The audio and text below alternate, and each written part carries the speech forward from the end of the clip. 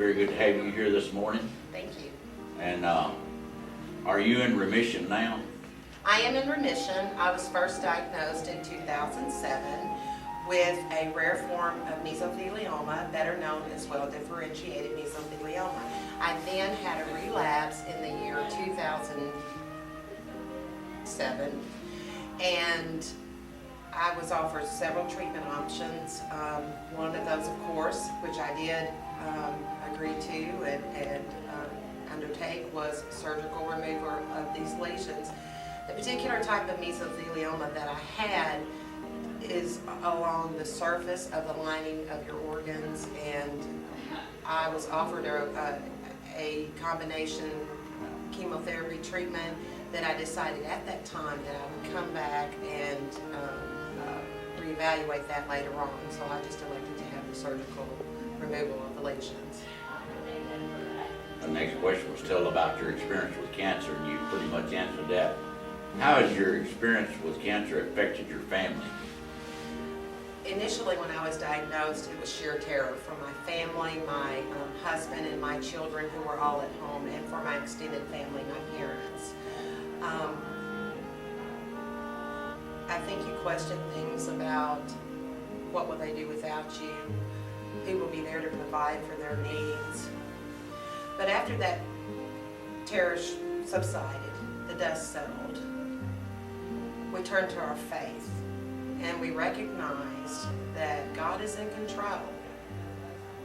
And that's how I've lived my life, is that God is in control. I don't understand always what His plan is or what His plan means to others, but I do know that in this short life that I live, that I will understand it one day. And I feel very blessed even now. Cancer's certainly not the most tragic thing that's occurred in my life, but it's made me a stronger person because I am a survivor. I'm 47 years old and I'm a survivor today. And I have to give credit and glory to God for that because I do have a lot of faith. Okay. You're answering my questions before I get to them, and you're doing quite well. Were you able to use any of the American Cancer Society service while in treatment? I did use the American Cancer Society because at where I work, I'm fortunate enough that at a hospital there are lots of resources for you. I would tell folks out there, get involved with other people that share your experiences because they lift you up and you lean on one another, and they, more than anyone else in the world, know exactly what you're going through. So get involved with the American Cancer Society. In your local community, there are support groups. In your local hospital, there are support groups. And join band. There is strength in numbers, and we do lift each other up. And so I would say, get involved. Get involved. Wonderful.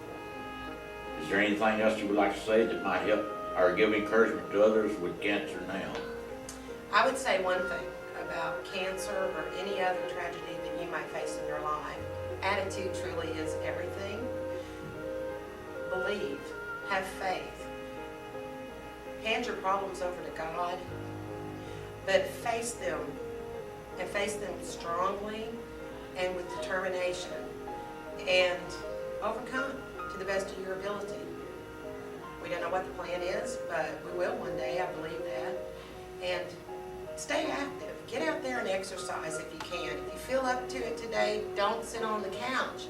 I know as a healthcare professional myself that I watch patients, and the way that they get better more quickly is if it's here in their mind that they're going to get well, and they make those efforts to get up, and they make those efforts to get moving. That's one thing that keeps us going. Is there anything else you would like to add? I guess I would just say in summary, lean on our families. Share this experience with them. Don't exclude them. And be strong. You can do it. Jackie, we find you with the things you said and the things that we know that's happened very strong.